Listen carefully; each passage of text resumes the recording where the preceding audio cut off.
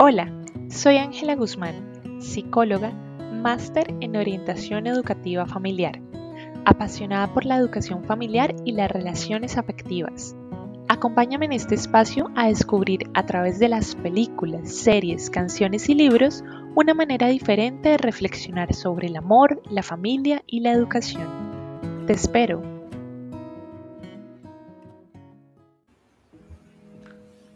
Hola, ¿cómo estás? Te agradezco una vez más el estar aquí conmigo acompañándome en este nuevo episodio en el cual, como puedes ver, o precisamente no, hoy nuevamente no vas a verme en cámara porque hoy quiero hablar de un libro. El libro se llama Encuentra tu persona vitamina de la doctora Marian Rojas Estapé y como sabes, pues a mí no me gusta ser vista mientras leo, no sé, son cosas mías.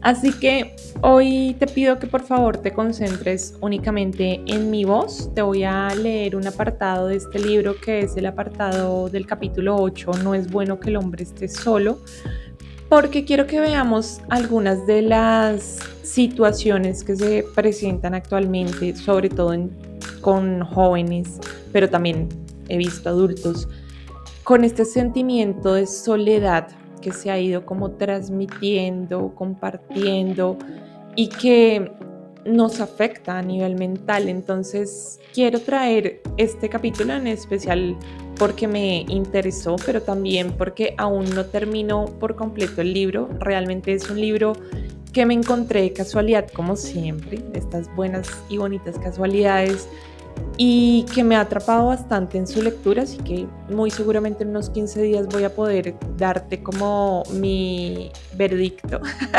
completo, pero bueno, por ahora te cuento que la doctora Marian Rojas Estapé es psiquiatra, licenciada en medicina por la Universidad de Navarra, trabaja en el Instituto Español de Investigaciones Psiquiátricas en Madrid.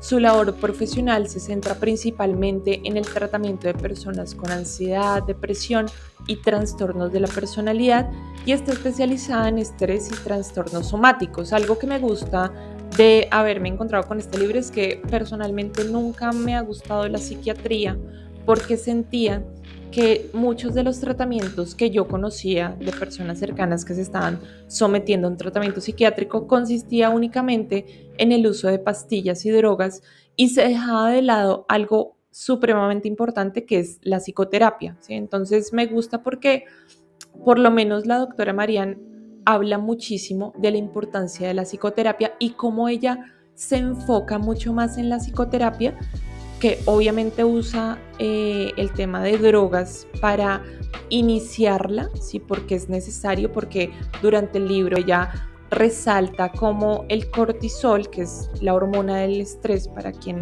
no lo tenga así como tan familiarizado, es uno de los muchos problemas con los que ella se encuentra en sus pacientes, el exceso de cortisol que ha invadido, ha intoxicado el cerebro durante muchísimo tiempo en estas personas que han tenido que pasar por un trauma o por una situación complicada en la que actualmente viven. Y esto pues obviamente impide que de inicio ella pueda empezar como a mejorarlos y necesita la droga para bajar esos niveles de cortisol. Entonces, teniendo en cuenta esto, ya entendí un poquito más ese uso que se le da y sobre todo pues que ella resalta muchísimo la importancia de la psicoterapia, así que no es solamente usar la droga para bajar el cortisol, sino que si tú no tratas lo que está sucediendo, pues los síntomas son los únicos que vas a poder tratar. ¿Sí? Tienes que tratar la enfermedad, tienes que tratar lo que te está invadiendo, lo que te está generando ese sinsabor y ese problema. Entonces, pues nada, vamos a empezar con esta lectura y espero tus comentarios al final del video. Sentirse querido, acompañado y aceptado mejora la autoestima y la seguridad en uno mismo.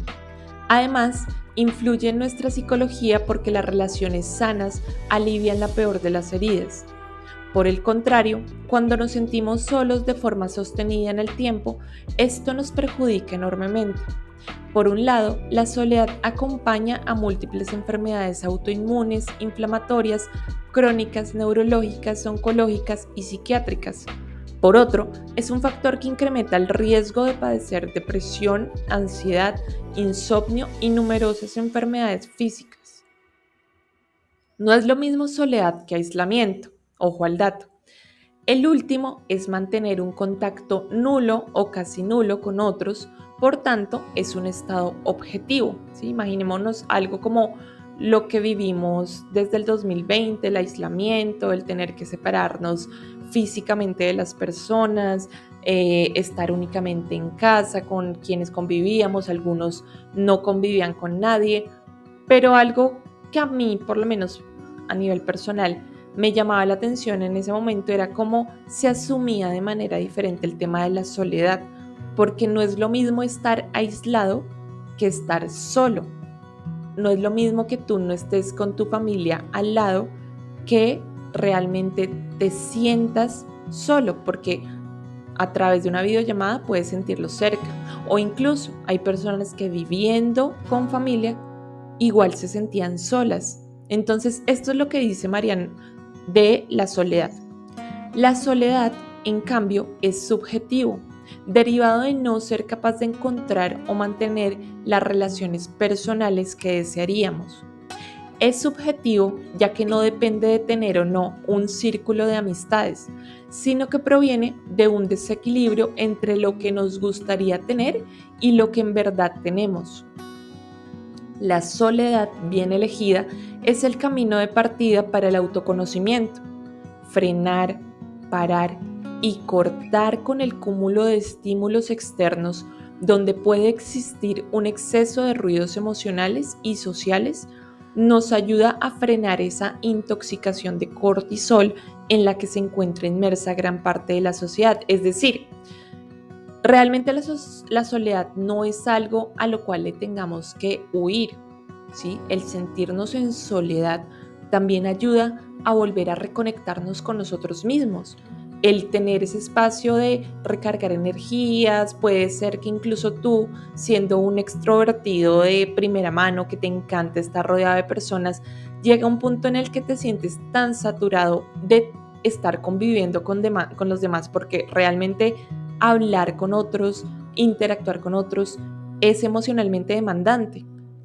Y debido a esa demanda, pues te sientes saturado, te sientes sin ánimo de continuar, de querer incluso salir de la cama, pues tal vez ahí es que tenemos que hacerle caso a nuestro cuerpo y buscar un momento, un espacio de volver a reconectar con nuestro ser y de volver a recargar energías para volver a empezar a interactuar con los demás, a salir de ese lugar, espacio de confort y volver a la rutina. Entonces, quiero que a través de lo que te acabo de leer, sientas que la importancia de este apartado no es decir, húyele a la soledad, intenta estar vinculado con la gente, no. Lo más importante aquí es que sepas cómo sentirte solo, cómo estar en soledad te puede ayudar y cómo tal vez ese sentimiento de soledad social que puedes estar experimentando puede ser un llamado a buscar otras maneras de reconectar. ¿Qué es el dolor social? ¿A quién no le ha molestado que un grupo de amigos organizara una cena y no ser invitado? ¿Quién no ha sufrido el ser humillado o rechazado? ¿Qué sucede en el cerebro cuando nos sentimos excluidos? Quiero transmitirte una idea importante. El dolor social y el dolor físico duelen de la misma manera. Cuando uno sufre un dolor físico, se activa el circuito cingulado anterior, mismo lugar que cuando uno se siente humillado, rechazado o no querido. Ambos dolores son causa de estrés porque aparte de activar el circuito cingulado, se segrega cortisol. En terapia, suelo indagar sobre etapas traumáticas de la infancia y de la juventud y uno de los puntos en los que insisto es saber si el paciente se ha sentido apartado en algún momento. trabajando desde esas emociones dolorosas, intento reparar el daño para mitigar las consecuencias que esto tiene en la edad adulta. El dolor social puede originarse de diferentes maneras en la infancia, desde heridas moderadas hasta traumas severos. Cualquier persona que sufre una experiencia dolorosa con respecto a otra en la niñez lleva en su alma la fragilidad de sus futuras relaciones. Por eso es de vital importancia que tras un trauma nunca nos quedemos solos. Nunca. Lo repetiré todas las veces que sean necesarias. El dolor sufrido desde la soledad tiene un impacto mucho más negativo y perjudicial que el sufrido en compañía. No obstante, mi experiencia es esperanzadora y he comprobado que un niño traicionado no tiene por qué convertirse en un adulto desconfiado con emociones distantes y frías. Hasta aquí, pues Marian nos ha hablado de las situaciones que se presentan cuando se siente un dolor social. Entonces, algo que me gusta de este libro es que además de resaltar el problema, pues va hacia la solución. Y a continuación nos comparte unas pautas para combatir la soledad que quiero que escuches y que me indiques cuáles de estas has podido realizar en tu día, en tu vida, si de pronto consideras que falta alguna. Aquí te dejo unos pequeños consejos que pueden ayudarte en esos instantes de vacío social y angustia. El primero, cuida mucho a las personas de tu entorno. Cuidar implica preguntar de vez en cuando a aquellos con quienes convivas sobre sus preocupaciones, sus miedos y sus vidas, que sientan que pueden contar conmigo. Entonces se trata de un tema de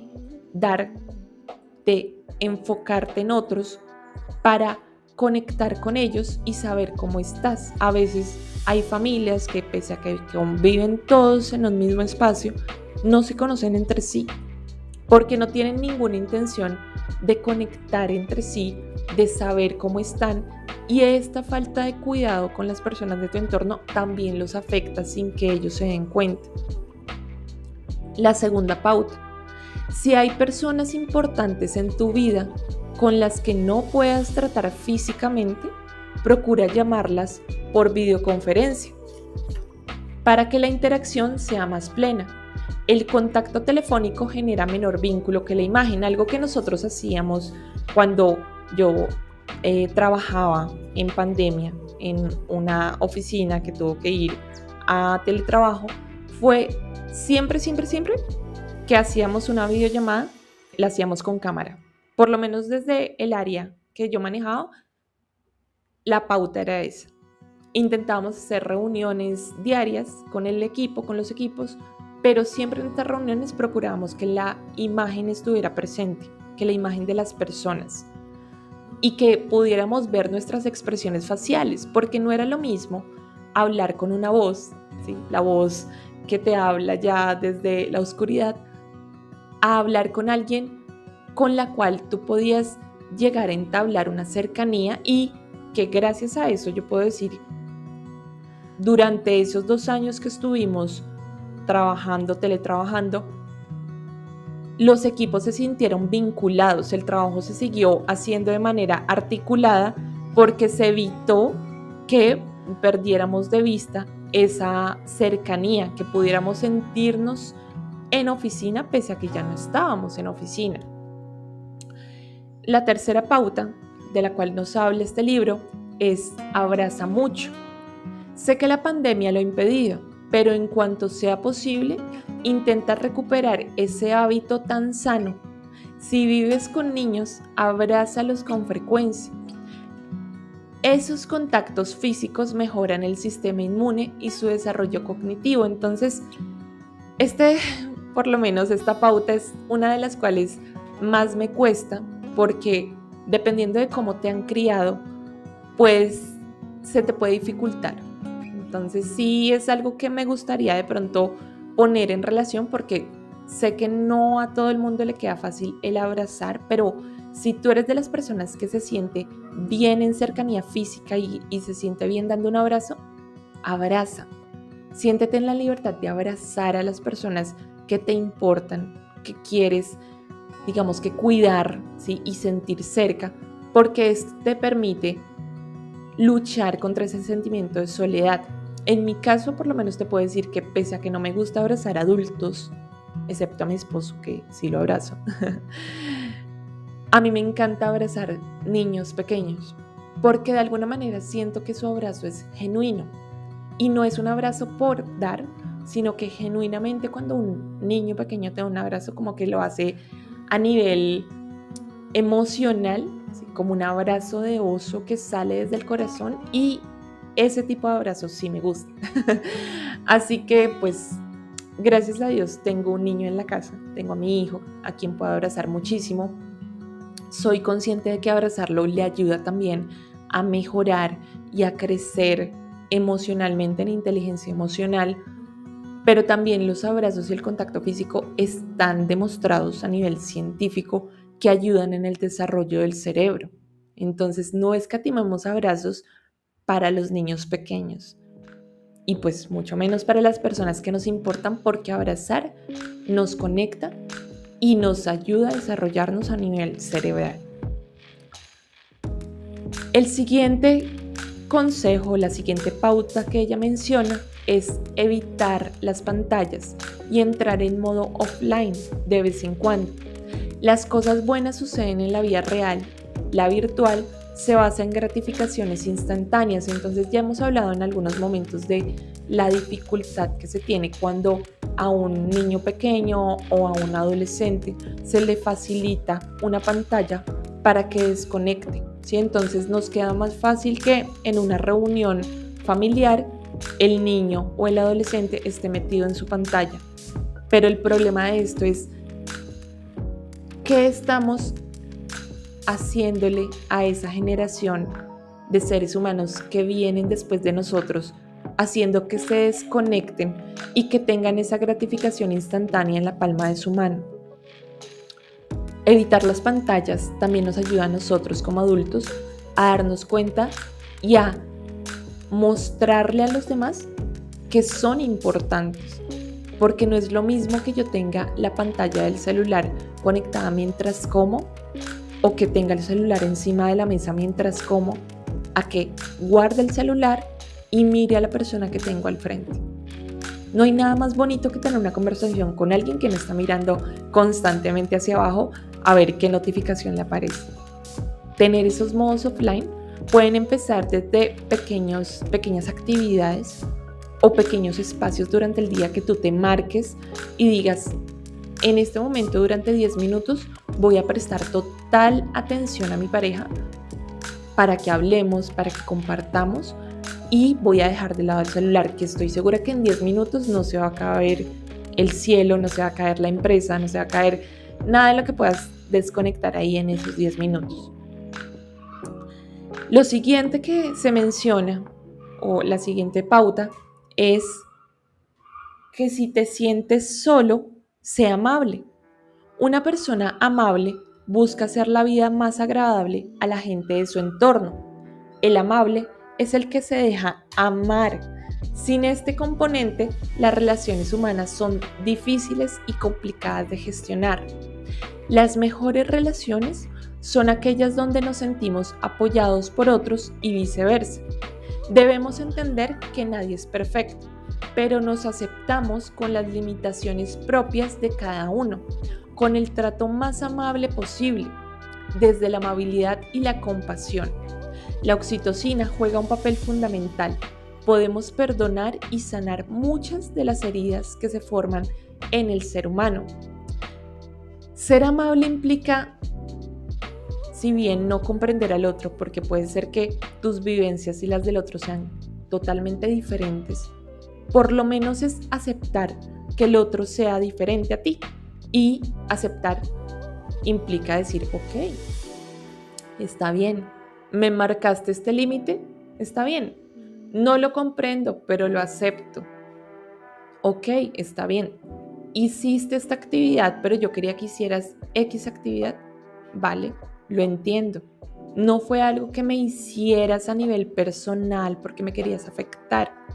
no tomarnos las cosas de manera personal, no sentir que solamente nuestra emocionalidad es la que importa, no sentir que somos los protagonistas de nuestra vida, porque no, porque yo sé que es importante que vivas tu vida, que la disfrutes y demás, pero también es importante que sepas que junto a ti hay muchas otras vidas con formas totalmente diferentes de ser y de estar en el mundo, que merecen estar aquí junto a ti, que merecen tener su reconocimiento. Entonces, tratar de ser amable implica también tratar de bajar la cabeza y reconocer que otros importan mucho más también. Y por último está el ayudar a los demás. Ella menciona solamente ayudar a los demás y más adelante habla de que es una propulsora de realizar trabajos solidarios y voluntariado. De hecho, durante el libro habla de muchos voluntariados que ha realizado para ayudar a otros. Pero en este caso, pues no te quiero hablar de la experiencia de Marianne, te quiero hablar de la mía. Y te quiero contar que algo que sucedió en mí y que fue, pienso yo, el inicio del cambio en mi forma de percibir el mundo, en mi forma de sentirme parte del mundo, fue empezar a hacer trabajo voluntario. Tuve la oportunidad de vincularme con un grupo de voluntariado en mis años de universidad, en los últimos años de universidad. Y si bien yo empecé como con un poco de duda, yo lo veía más como una manera como de poner en práctica lo aprendido en mi carrera, pero no lo veía como algo que fuera a ser de ganancia para mí, sino simplemente era como un regalo que yo daba. Al final me di cuenta que cuando tú haces trabajo voluntario, cuando tú pones tu trabajo, sí, al servicio de los demás, lo que sabes al servicio de los demás, cuando tú intentas conectar con personas que están en situaciones totalmente diferentes a las tuyas, de repente terminas recibiendo mucho más de lo que tú aportas, sin que tú lo quieras. De repente, el estar allí con la comunidad, brindándoles mi presencia, me hacía sentir tan plena, tan llena de vida, tan conectada con el mundo, que se volvió casi como una, iba a decir adicción, pero realmente es así, se volvió algo que tenía que hacer, que necesitaba. Se me hacía raro no ir al voluntariado, se me hacía raro no intentar dar de mí a otros. Y ahorita mismo, sí, tras esa experiencia, durante los años que siguieron hasta ahora, que no he vuelto a ir a un voluntariado y es algo que sí me gustaría volver a hacer, pero hasta el momento lo que intento hacer al recordar esos años y al conectar o al estar en la calle con las personas es realmente intentar ayudarlos. Porque al hacerlo de repente me doy cuenta que el mundo no es un lugar malo. El mundo está lleno de gente maravillosa, de gente que lamentablemente no ha nacido en las mismas condiciones que tú y precisamente eso te permite apreciar lo que has vivido y a la vez te permite ser humilde. Conectar con el mundo implica bajar la cabeza y darte cuenta que tu condición de vida no es única, que existen otros que también viven en esa condición, pero además existen otro tipo de población que nacieron en condiciones totalmente diferentes y que además, es curioso, de repente encuentras a personas que son mucho más felices en esas condiciones que uno pensaría adversas de lo que personas que lo tienen todo en la vida pueden llegar a ser. Entonces, al dar de ti mismo, al poner de ti mismo en un trabajo que entregas a otros, estás reconociendo que tú no eres tan grande, estás reconociendo que tú no eres tan importante, que tú no eres el jefe de la montaña, sino que tú estás para servir a otros. Y hay una frase muy bonita que en este momento lamento mucho no recuerdo de quién es, pero dice: el que no vive para servir, no sirve para vivir. Porque estamos en este mundo no para simplemente disfrutar de nuestra vida y de nuestras cosas y olvidarnos de los demás. Personalmente creo que uno está en este mundo para entregar de sí mismo y poder con esa entrega y con lo que tú sabes, con lo que te gusta, con tu vocación, poder brindarle algo a alguien más y cambiar esa vida y dejar huella.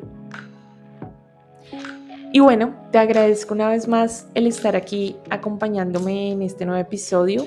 Déjame saber en comentarios qué tal te ha parecido, si de pronto quisieras que hablemos un poquito más de este libro, si te lo has leído tal vez, qué te ha parecido. Y pues nada, te agradezco el que hayas llegado hasta acá, que tengas un muy buen día. Hasta luego. Como siempre, ha sido un placer compartir este espacio contigo. Recuerda suscribirte y seguirme en redes sociales para que puedas comentarme qué ideas te ha dejado este capítulo y proponerme más ejemplos para analizar en una nueva entrega. Hasta pronto, Free Lover.